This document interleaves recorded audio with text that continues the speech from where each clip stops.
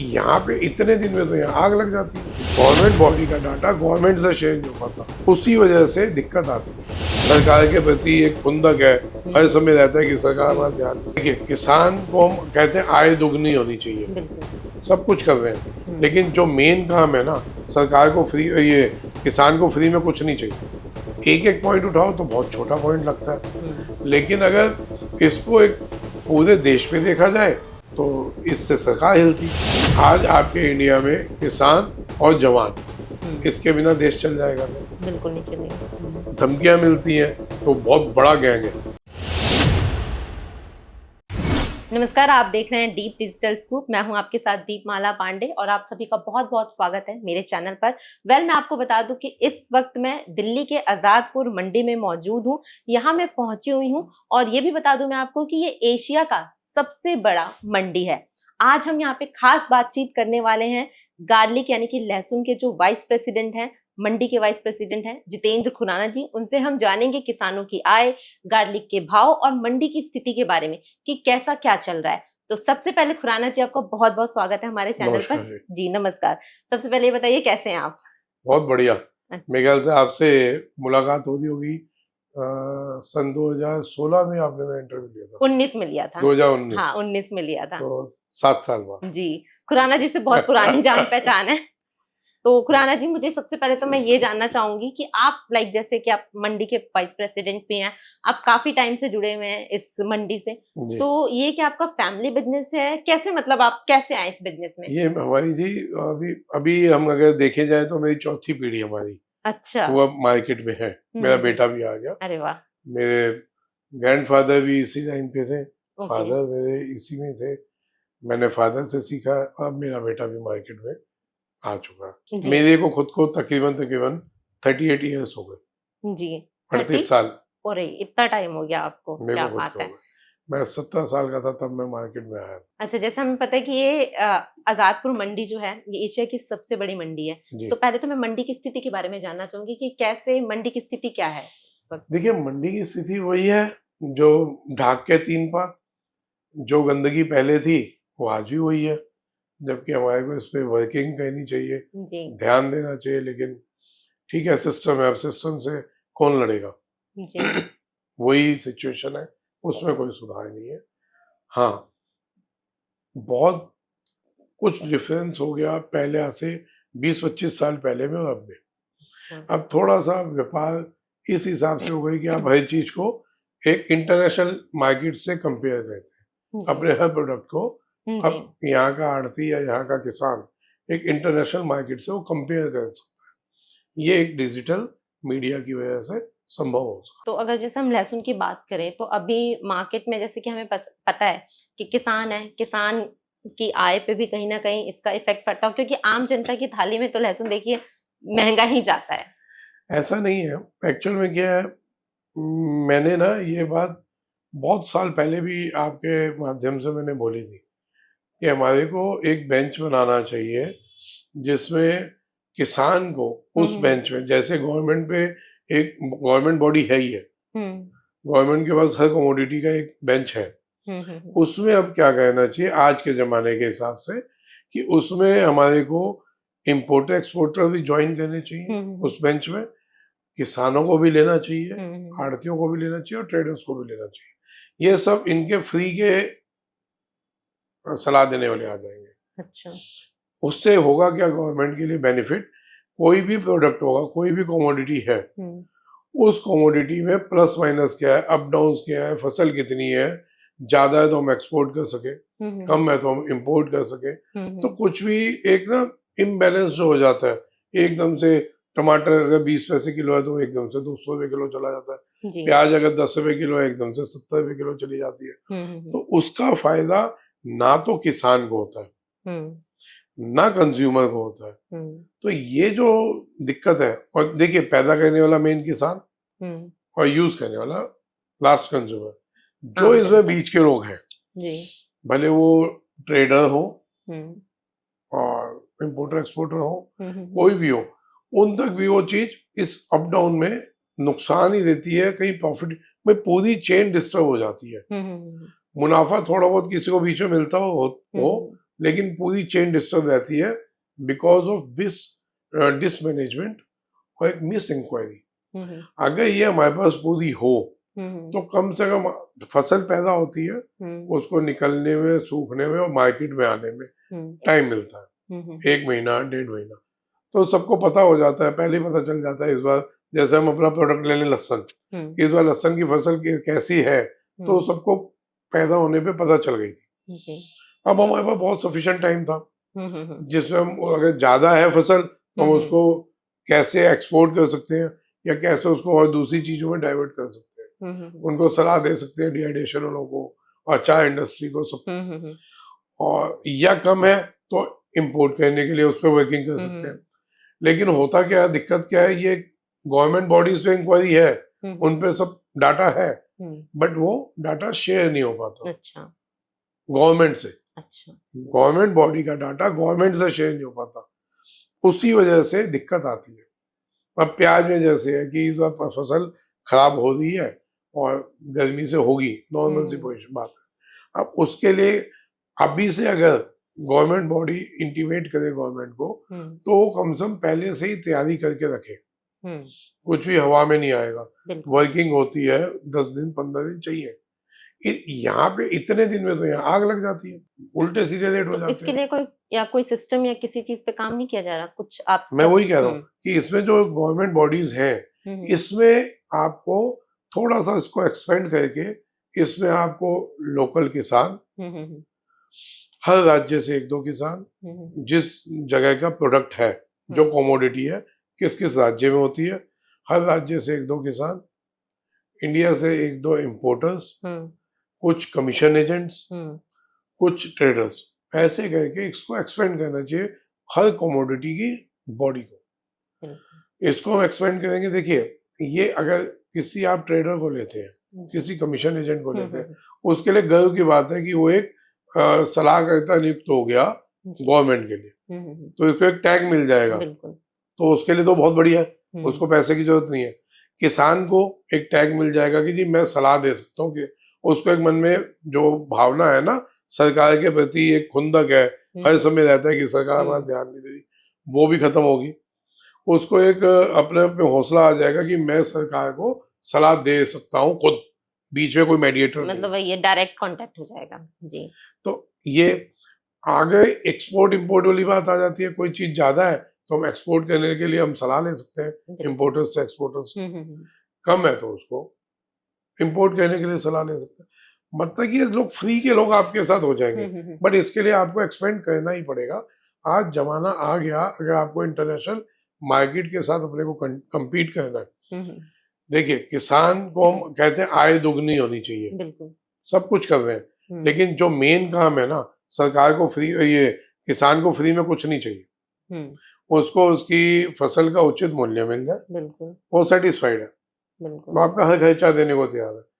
अब सरकार कहाँ दिक्कत आ रही है, सरकार को क्यों, कोशिश तो कर रही है, एक्चुअल पोजीशन तक नहीं पहुंच पा रहे। वो किसान को इतनी सब्सिडीज, इतना सब कुछ देने के बाद भी किसान आपसे संतुष्ट नहीं है, बिल्कुल। तो कहीं ना कहीं तो कुछ कोई ना कोई चीज मिस है जो कि वहां तक नहीं पहुंच पा रही। अब एक एक पॉइंट उठाओ तो बहुत छोटा पॉइंट लगता है, लेकिन अगर इसको एक पूरे देश पे देखा जाए तो इससे सरकार हिलती है। भाई, हमारा कृषि प्रधान देश है, और अगर हम इन चीजों को नहीं देखेंगे, आज आपके इंडिया में किसान और जवान, इसके बिना देश चल जाएगा क्या? हम वहीं पे अटक रहे हैं। कहीं ना कहीं कोई चीज मिस है जो सरकार में और किसानों में डायरेक्ट वो नहीं बना पा रहा है। अच्छा, मैं यहाँ पे आपसे ये जानना चाहूंगी कि जैसे कि मंडी में हर दिन कितना माल आता है लहसुन का, कितने, मतलब हर दिन? लहसुन जी, आप अगर गाड़ियां देखें, छोटी बड़ी गाड़ी मिला के 20 से 30 गाड़ी। अच्छा। टनों में देखें तो अराउंड 250 से 300 टन डेली माल सिर्फ दिल्ली आजादपुर मंडी में आता है। अच्छा। और इसकी जो उप मंडी है, ओखला, गाजीपुर और जो छोटी छोटी यहीं से जाता है? नहीं, वहां भी थोड़ा बहुत आता है, तो टोटल मिलाएंगे तो 300 टन के आसपास हमारे दिल्ली में डेली की अराइवल है। अच्छा, और कहाँ से आता है ये? अब तो जी बहुत राज्यों में होने लग गया, अलग अलग टाइम से अलग अलग राज्यों से आ रहा है। पहले MP जनवरी में एमपी चालू हुआ था नई फसल, हम्म। उसके बाद तकरीबन मार्च के एंड में और अप्रैल फर्स्ट में राजस्थान चालू हो गया था। अच्छा।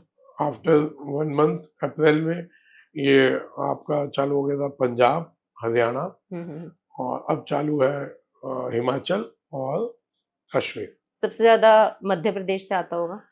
बड़ा इलाका है इसलिए मध्य प्रदेश, लेकिन हर 2-3 महीने में जहाँ जहाँ से लहसुन निकलता है वो माल आना चालू हो जाता है। अच्छा, और क्वालिटी कैसी होती है, किस किस के टाइप के आते हैं? क्वालिटी जी, जो पहाड़ी लहसुन है जी। वो तो हो गया हिमाचल और कश्मीर, और जो मैदान के समतल इलाके हो गए वो सब ये वाले माल है। क्वालिटियाँ दोनों बहुत बढ़िया है।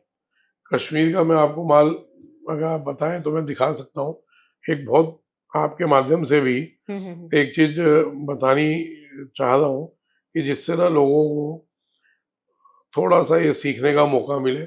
कश्मीर के किसानों को आपके माध्यम से थोड़ा उनको मैं समझाना चाहूंगा कि जो कश्मीर आ रहा है उसी बीज से हिमाचल लगता है, हिमाचल बनता है। अच्छा। और कश्मीर बिकता है 30 रुपए, 40 रुपए, 50 से 60 रुपए। वो बहुत उस किसान को आज तक समझाया ही नहीं गया। मैं पिछले 2 साल से कोशिश कर रहा हूँ। पहले माल 20-30 रुपए पे बेचते थे। अच्छा। फिर अब 2 साल से 70, 60, 70, 80, 90 तक जाता है। अभी भी इस साल इन्होंने 30-40 से चालू किया, अब 60 रुपए किलो पे जा रहा है। लेकिन अभी भी 60 रुपए किलो का हक नहीं है।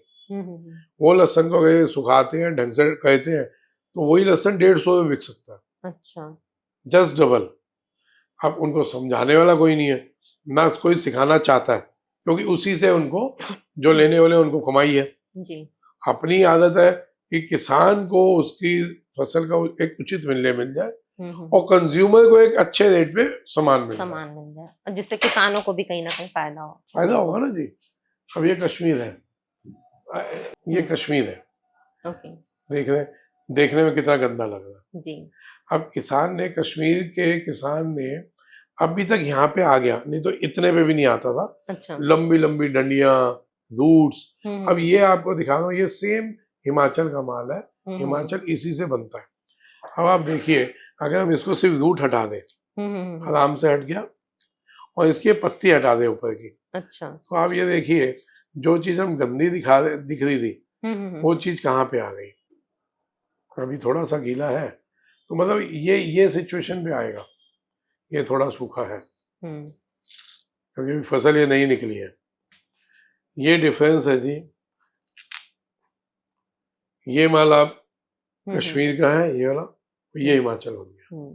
तो ये अगर किसान थोड़ा सा इस पे मेहनत कर ले तो ये चीज आपकी ऐसे बन जाएगी, और ये चीज आराम से 120, 30, 40 में बिकेगी। अब यही माल ऐसा ही लगभग चाइना का है। अच्छा। जो कि बैन है। अच्छा। सरकार ने 2014 से बैन कर रखा है, फिर भी इलीगल वे वो आता है। और मजे की बात ये नहीं कि कोई 100-200 किलो या 500 किलो आता है। पिछले साल भी कम से कम 1000 ट्रक आया। अच्छा। 1000 ट्रक 25-25 टन के। तो ये आता कैसे है जब बैन है? तो वाया नेपाल स्मगल होके आता है, नेपाल से, असम से, नॉर्थ ईस्ट में पूरा भरा पड़ा है। अब इसके ना दिक्कत क्या है, हम लोगों ने कंप्लेंट्स भी की। अब दिक्कत क्या है जी, इसका कोई वो नहीं है। अगर पुलिस भी आती है तो वो ये नहीं बता पाती कि ये चाइना है, हिमाचल है या क्या है। अच्छा। पुलिस ने रेड्स भी करी तो वो निकल जाते हैं कि जी ये तो हिमाचल है। अच्छा। तो ये प्रॉब्लम, मतलब कोई आइडेंटिफिकेशन या कोई पहचान नहीं है? कुछ भी इसकी पहचान नहीं है। अच्छा। हम लोगों ने बताया सरकार को कि इसको लैब टेस्ट के सारे, सॉइल टेस्ट होता है उसके सहारे हम इसको वो कर सकते हैं, इसकी टेस्टिंग कर सकते हैं। वो मैं बता के जा रहा हूँ, वहाँ पे गया, बताया भी, बट उसके ऊपर वर्किंग नहीं हुई। सॉइल टेस्ट से हम बिल्कुल पहचान सकते हैं कि प्रोडक्ट इंडिया का है या चाइना का है या कहाँ का है, क्योंकि मिट्टी एक हर जगह की मिट्टी हर लैब पे होती है। अच्छा। हर गवर्नमेंट लैब पे, तो वहीं से सब चीजें टेस्ट कर पाते हैं, तो हम कर सकते हैं। बट अभी तक इस पे वर्किंग नहीं हुई। अच्छा। इस साल भी चाइना आने को तैयार है, आ गया है, आने को क्या तैयार, आया हुआ इंडिया में। अच्छा। आज की तारीख में भी दिल्ली में बहुत बिक रहा है। वायरस है इसमें, इस वजह से बैन है। पब्लिक तो मोटा देखती है, खा लेती है। आप भी हो, आप जाएंगे तो कहेंगे यार ये वाला लहसुन मोटा है, अब ये क्या बढ़िया। इसकी क्या पहचान है, आम जनता तो बिल्कुल नहीं पहचान पाएगा, बिल्कुल नहीं जो पहचाने। एक्सपर्ट्स हैं वही बता पाएंगे। हम लोग इसके लिए लगे हुए हैं, धमकियां मिलती हैं, तो बहुत बड़ा गैंग है अच्छा। जो 5-5 हजार ट्रक इंडिया में ले आए। आप 100 ग्राम एक बिस्किट यहाँ से वहां से यहाँ नहीं ला सकते बॉर्डर से। 5-5 हजार ट्रक आ जाते हैं, इट मीन्स कहीं ना कहीं कुछ ना कुछ है। अब इतने बड़े लोग हैं, उनके लिए हमारे जैसे एक आदमी को उड़ाना कितनी देर लगती है, धमकियां भी मिलती हैं, बट ठीक है, बिकॉज ऑफ गॉड ग्रेस, भगवान की कृपा से हम बचे हुए। अब इसके लिए लड़ रहे हैं। अब एक नया बीज हमने तैयार किया है, ये वाला दिखाता हूँ मैं आपको। अब ये देखिए, जैसे हम लोगों ने आज एक्सपोर्ट के ऊपर बात कर रहे हैं कि आज कोई हमारे को एक्सपोर्ट का ऑर्डर देता है, क्या फेस कर रहे थे प्रॉब्लम कि उसको 40 CM से ऊपर माल चाहिए, हमारे पास माल ही नहीं है, या तो ये वाले माल है तो ये लिमिटेड क्वांटिटी है, अगर किसी को 50 कंटेनर चाहिए नहीं मिलेगा। तो ये प्रॉब्लम हम कई सालों से फेस कर रहे थे। अब नए बीज आए हैं, किसानों ने मेहनत करी, एक नया बीज आया, बीज पुराना है, कम से कम 25 साल पुराना, अच्छा। लेकिन उसके लिए वर्किंग किसी ने नहीं की थी। तो पिछले 2-3 साल से किसानों ने वर्किंग की। ये देखिए, ये काटर कोला है। अच्छा, काटर कोला, ये आया कहाँ से? ये यूपी का है। यूपी में 30 साल से मैं बेच रहा हूँ इसको माल। अच्छा। अब ये हमने पिछले 2 साल से इसको किसानों में बताना चालू किया कि भैया इस मालों को आप लगाना चालू करो, यही का लोकल बीज, इंडिया का बीज है, आप लगाएं, उसके ये रिजल्ट है। मैं आप भाई साहब को कहूँगा एक बार ये दिखाएं, अगर हल्का सा घुमा सकते हैं। पिछले 2 साल की मेहनत है, इस साल किसानों ने ये माल निकाला। अब ये जो माल लगाए जा रहे हैं और सुंदर कितने हैं, साइज क्या हो गया। अब ये आ रहे हैं जी 1 एकड़ में 60 कुंटल, 70 कुंटल, 55 कुंटल, तो कितना बड़ा डिफरेंस समझते हैं, 3 गुना डिफरेंस हो। मैं बार बार वही कहता हूँ कि जी साहब, किसान को फ्री की कुछ भी नहीं चाहिए। बिल्कुल, आप उनको उनके मतलब की चीज दे दें, उनके प्रोडक्ट का उचित मूल्य दे।